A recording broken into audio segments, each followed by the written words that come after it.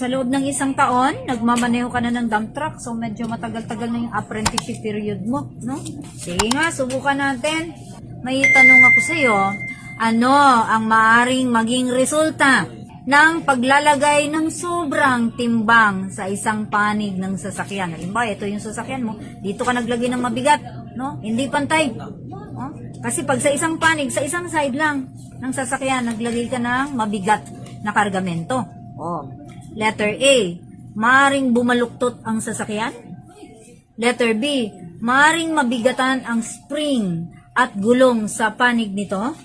O letter C, maaaring maputol ang frame ng sasakyan. O sige nga kuya, sa palagay mo, letter A.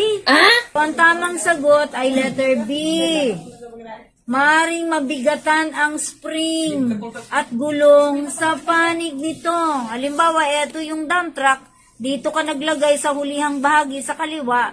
So, ang pwedeng mabigatan yung spring doon sa kaliwa, pati yung gulong niya sa likod. Kasi doon yung mabigat, hindi bantay yung paglagay mo ng kargamento.